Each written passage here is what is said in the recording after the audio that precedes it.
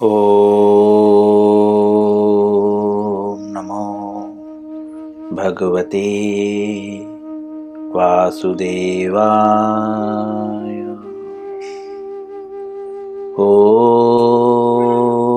नमो भगवते वासुदेवाय। ॐ नमो भगवते वासुदेवाय।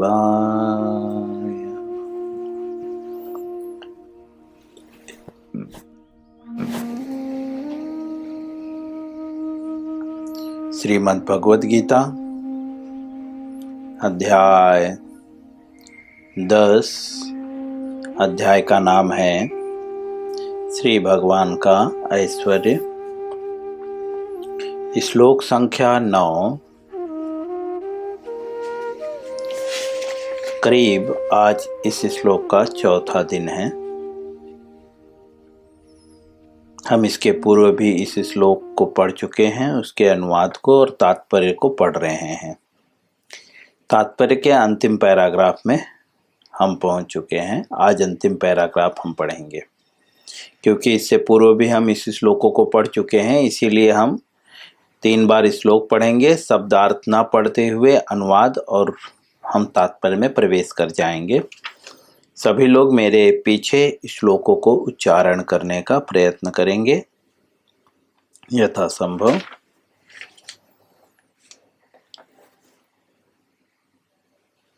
दसवें अध्याय का 9वां श्लोक।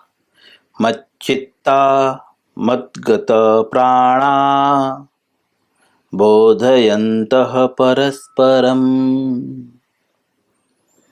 कथयन्तश्च मां नित्यं तुष्यन्ति च रमन्ति च।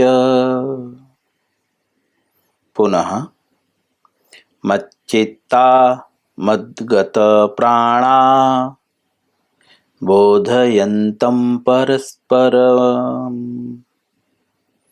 कथयन्तश्च मां नित्यं तुष्यन्ति च रमन्ति च। पुनः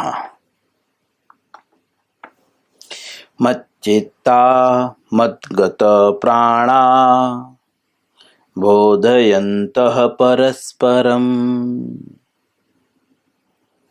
कथयन्तश्च मां नित्यं तुष्यन्ति च रमन्ति च। अनुवाद श्रील प्रभुपाद जी द्वारा। मेरे शुद्ध भक्तों के विचार मुझ में वास करते हैं। उनके जीवन मेरी सेवा में अर्पित रहते हैं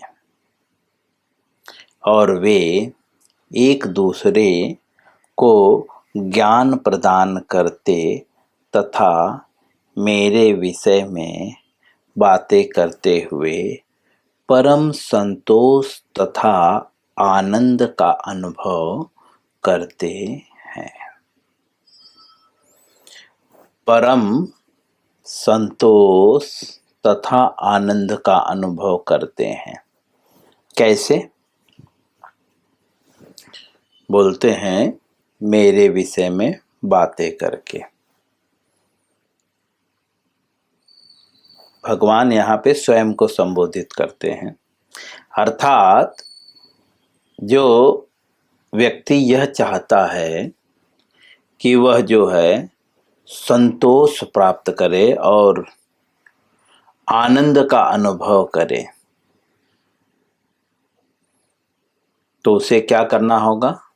तो यहाँ पे भगवान कहते हैं मेरे विषय में बातें करना होगा।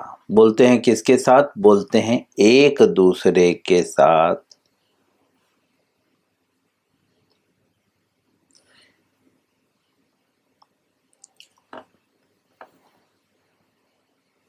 भगवान यहाँ पे स्पष्ट रूप से कह रहे हैं, मेरे शुद्ध भक्तों के विचार मुझ में वास करते हैं। मतलब भगवान जो सोचते हैं भक्त भी वही सोचता है।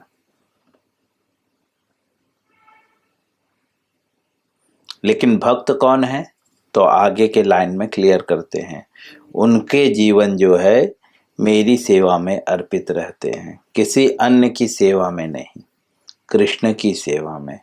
यहाँ पे जो मेरे शब्द प्रयोग कर रहे हैं ये किसके लिए, कृष्ण स्वयं के लिए संबोधित कर रहे हैं।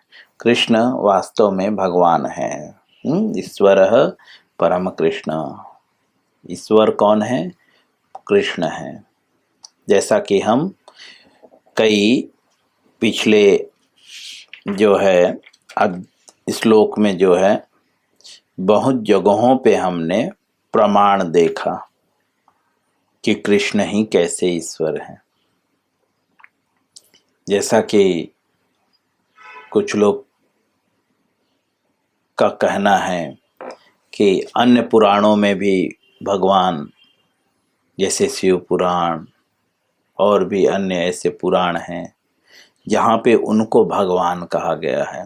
प्रभुपाद जी यहाँ पर इस भगवद गीता के पूर्व ही लिख चुके हैं कि भगवान शब्द कभी कभी देवी देवताओं के लिए भी प्रयोग होता है, ठीक है। लेकिन परम भगवान कौन है, तो ब्रह्मा जी कहते हैं कृष्ण। हाँ, ईश्वर परम, परम ईश्वर, बाकी सब ईश्वर हैं, परम कौन है, कृष्ण, ठीक है। हम देखते हैं बाकी देवी देवता जो है या जिन्हें हम भगवान मानते हैं,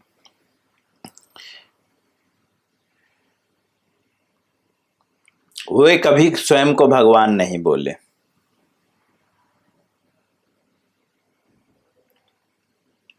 शिव जी कभी नहीं बोले कि मैं भगवान हूं, ब्रह्मा जी कभी नहीं बोले मैं भगवान हूं, गणेश जी कभी नहीं बोले मैं भगवान हूं, दुर्गा जी कभी नहीं बोली मैं भगवान हूं।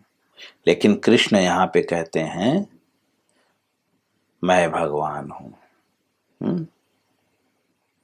भगवद गीता में कृष्ण स्वयं को कहते हैं मैं भगवान हूं। जन्म कर्म चमे दिव्यम, जो मेरे जन्म कर्म को जान लेता है, ऐसा किसी अन्य जो है लोगों ने नहीं कहा, बट कृष्ण कहते हैं जन्म कर्म चमे दिव्यम मे वयो वृत्ति तत्वतः त्यक्त्वा देहम पुनर्जन्मम नेति मामेति सो अर्जुन। भगवान कहते हैं कि जो मेरे जन्म कर्म को जान लेता है वह जो है त्यक्त्वा देहम पुनर्जन्मम, इस शरीर को त्यागने के बाद पुनर्जन्मम, दूसरा जन्म नहीं होता, नेति मामेति सो अर्जुना, दूसरा जन्म नहीं होता। तो कहाँ जाता है वो, बोलते हैं मेरे धाम को जाता है। बट बाकी किसी ने भी यह शब्द नहीं कहा है कि मेरे जन्म कर्म को जानने के बाद जो है उसका दोबारा जन्म नहीं होगा।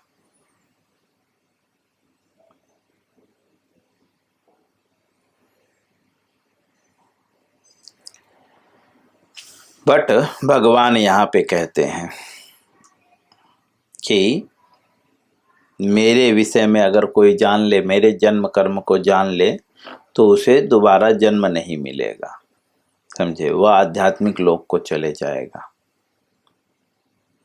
ऐसे भगवान के जो भक्त होते हैं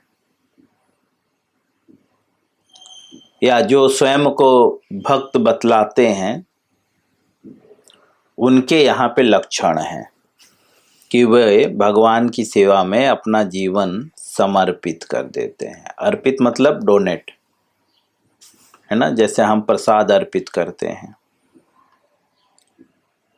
तो अर्पित कर देना मतलब उससे कुछ लाभ की इच्छा न करना।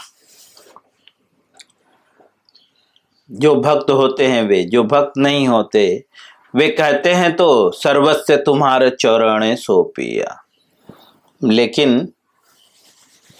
निजी इंद्रिय सुख में लगे रहते हैं। लेकिन जो भक्त होते हैं उनका पूरा जीवन जो है भगवान की सेवा में अर्पित होता है, दिखाने के लिए नहीं, प्रत्यक्ष, शब्दों से नहीं, कथनी और उनके करनी में कोई अंतर नहीं होता। इस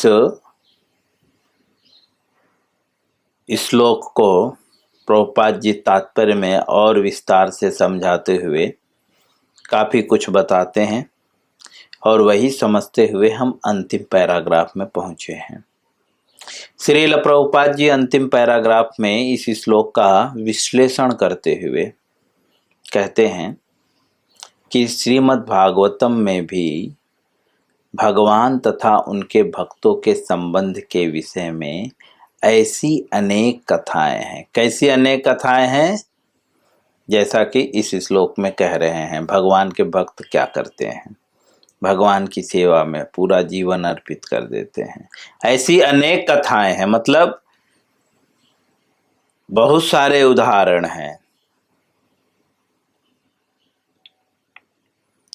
इसलिए जो है श्रीमद् भागवत भक्तों को अत्यंत प्रिय है। भक्तों को इसीलिए जो है श्रीमद् भागवतम जो है अत्यंत प्रिय है। क्यों? क्योंकि वहाँ पे ऐसे अनेक भक्तों के उदाहरण हैं, कथाएं हैं, जिन्होंने भगवान के लिए अपना जीवन समर्पित कर दिया। न अनन्य, जिसके लिए जो है अन्य कोई नहीं, ओनली कृष्णा। जैसे प्रहलाद महाराज, ध्रुव महाराज, बलि महाराज।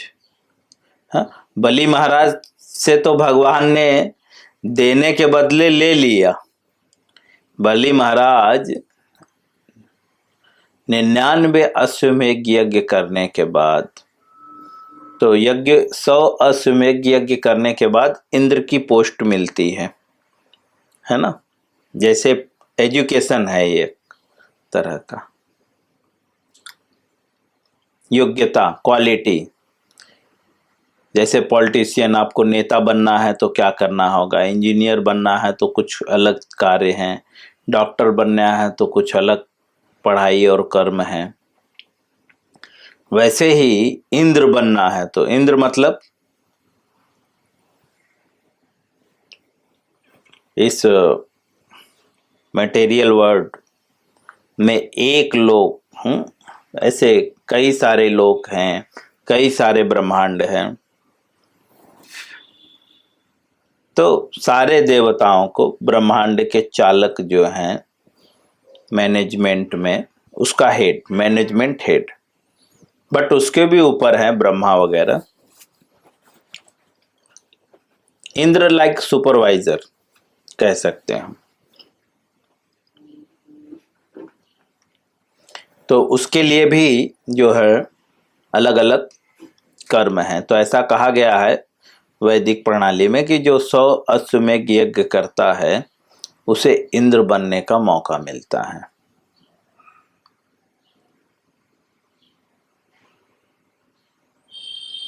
आज के समय में बोले, अगर पॉलिटिकल लेवल पे बोले तो आईपीएस, लाइक लोग यूपीएससी वगैरह करते हैं आईपीएस बनने के लिए, तो एक सिटी उनके अंडर में रहता है। उसी प्रकार से इंद्र बनने के लिए जो है 100 अश्वमेध यज्ञ करना पड़ता है। तो बलि महाराज जो है 99 अश्वमेध यज्ञ कंप्लीट कर लिए, एक यज्ञ बाकी था। भगवान विष्णु जो है वामन रूप में आकर जो है उनको प्राप्त होने से पहले ही उनसे ले लिया भगवान ने। 3 पग भूमि के नाम पे, एक पग में उच्च लोकों को और एक पग में जो है अर्ध लोकों को, अधम नीचे के लोकों को, और तीसरे पग नहीं रख पा रहे थे तो वे बलि महाराज को बहुत कुछ बोलने लगे भगवान। हालांकि ये परीक्षा थी, लेकिन बलि महाराज जो है क्योंकि भक्त थे, तो कृष्ण भक्त अति चतुर ऐसा कहते हैं। कृष्ण भक्त जो है बहुत चालाक होते हैं। तो उन्होंने भगवान को कहा कि प्रभु, राजा का जो शरीर है, ठीक है, वह उसकी संपत्ति का जो है 4 गुना उसका वैल्यू होता है। तो बलि महाराज ने कहा कि मैं ये शरीर ही आपको समर्पित करता हूं, मेरे शीश पे पैर आपका रखिए।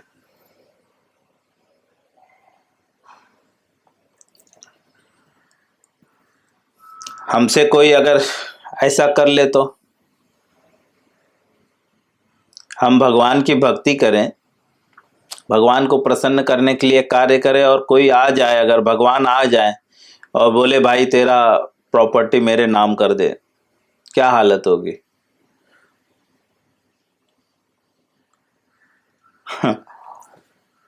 सारी भक्ति भूल जाएंगे हम। बलि महाराज, हाँ, इस 10 फीट 20 फीट नहीं, 1 एकड़ 2 एकड़ नहीं, समझे, तीनों लोकों को भगवान को दान दे दिया भगवान की सेवा में। ये भक्त है।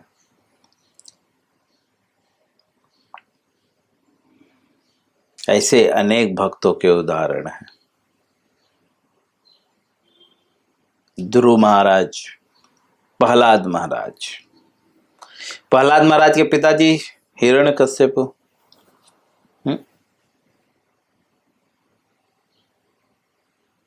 हिरण्यकश्यप उस समय पे बहुत बलशाली थे, असुरों के राजा। उन्होंने तो भगवान की यज्ञ पूजा सब बंद करवा दी, बोली सिर्फ मेरा नाम जपो, मैं भगवान हूं। तो ध्रुव महाराज चाहते तो, प्रहलाद महाराज चाहते तो अपने पिता के नाम लेकर खुद भी बाद में, पिता के मरने के बाद खुद भगवान बन जाते, है ना, जैसे आजकल के समाज में होता है ना। बाप कंपनी का ओनर है तो बाप के जाने के बाद उसका बेटा कंपनी का ओनर हो जाता है, वो मालिक हो जाता है। चाहते तो ध्रुव महाराज, प्रहलाद महाराज ऐसा कर सकते थे, लेकिन उन्होंने बिल्कुल नहीं। प्रहलाद महाराज को उनके पिता ने सिर्फ राज्य से ही नहीं निकाला, उनको मारने का भी अनेकों प्रकार से प्रयत्न किया। राज्य तो दूर की बात है, बट हम भगवान की भक्ति करते हैं और हमारे कभी कभी कुछ कुछ माता पिता असुर की तरह होते हैं, और वो तुरंत मना करते हैं, अभी ये सब करके कुछ मतलब नहीं है, ये सब बेकार है, व्यर्थ है। तो हम क्या करते हैं, क्षणिक लाभ के लिए जो है छोड़ देते हैं।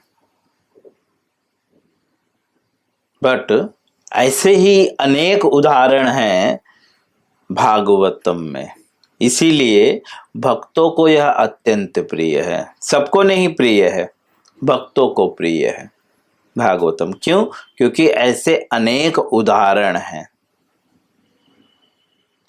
वहां पे भगवान और भक्तों के विषय में, जो भगवान और भक्तों के बीच में जो संबंध है उस विषय में बताया गया है। दूसरे शब्दों में, भगवान और भक्तों के बीच में कैसे संबंध होना चाहिए और कैसे संबंध स्थापित करें, उस विषय में बताया गया है। श्रील प्रभुपाद जी आगे लिखते हैं, इसलिए जो है श्रीमद् भागवत भक्तों को अत्यंत प्रिय है। जैसा कि भागवत में ही कहा गया है, 12वें स्कंद के 13वें अध्याय के 18वें श्लोक में भागवतम ही यह कहता है, श्रीमद् भागवतम पुराणम अमलम यद्वेष्ण वा नाम प्रियम, अर्थात ऐसी कथा में भौतिक कार्यों, आर्थिक विकास, इंद्रिय तृप्ति या मोक्ष के विषय में कुछ भी नहीं है। भागवतम में जो है भौतिक कार्यों के विषय में नहीं कुछ भी बताया गया है, आर्थिक विकास के भी विषय में नहीं कुछ बताया गया है, समझे, और इंद्रिय तृप्ति या मोक्ष के भी विषय में नहीं बताया गया है। श्रीमद् भागवतम ही एक ऐसा मात्र ग्रंथ है, श्रील प्रभुपाद जी लिखते हैं, श्रीमद् भागवतम ही एक ऐसी कथा है जिसमें भगवान तथा उनके भक्तों की दिव्य प्रकृति का पूर्ण वर्णन मिलता है। भागवतम ही एक ऐसा ग्रंथ है जिसमें जो है पूर्ण वर्णन मिलता है। किसकी विषय में? भक्तों की दिव्य प्रकृति के विषय में। प्रकृति मतलब नेचर, भक्तों के नेचर के विषय में जो है भागवतम में बहुत स्पष्ट रूप से बताया गया है। पूर्ण मतलब अच्छे से एकदम।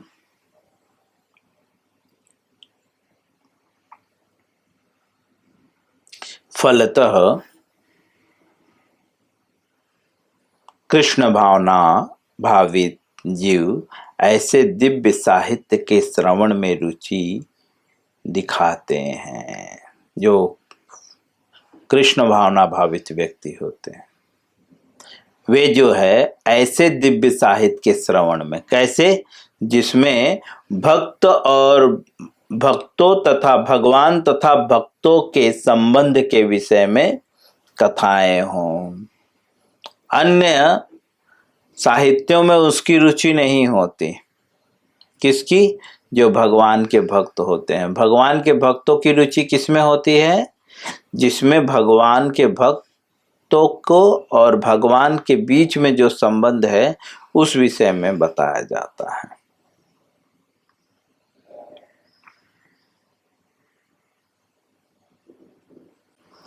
प्रभुपाद जी एग्जाम्पल देते हैं, जिस प्रकार तरुण तथा तरुणी को परस्पर मिलने में आनंद प्राप्त होता है। तरुण मतलब लड़का, तरुणी मतलब लड़की। जिस प्रकार से लड़का लड़की जो एक दूसरे से प्रेम करते हैं, एक दूसरे में रुचि होती है, वे परस्पर मिलने में आनंद प्राप्त करते हैं। बार बार मिलते हैं वे आनंद प्राप्त करने के लिए। उसी प्रकार से एग्जाम्पल दे रहे हैं कि जो भक्त होते हैं, जो भगवान के भक्त होते हैं, क्योंकि उनको दिव्य साहित्यों में रुचि होती है, इसीलिए वो बार बार जो है इनका श्रवण करते हैं, जहां पे भक्तों की लीलाओं के विषय में वर्णन किया जाता है। जिस प्रकार से कोई तरुणी या कोई तरुण एक दूसरे से मिलने में आनंद प्राप्त करते हैं।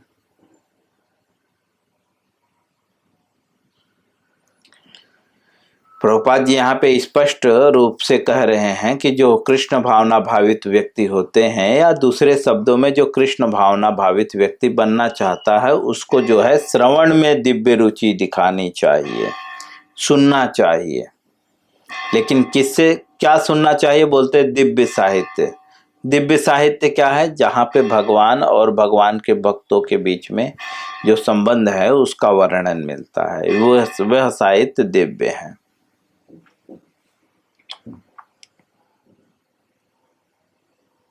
लेकिन यहाँ पे श्रवण के विषय में तो बता दिया गया,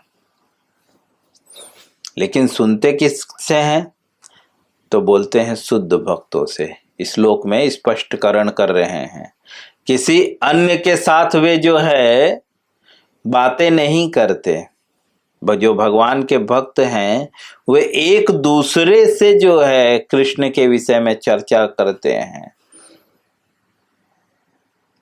ऐसे विषय में ऐसे व्यक्ति के साथ चर्चा नहीं करते जो कृष्ण भावनामृत में रुचि ना लेता हो।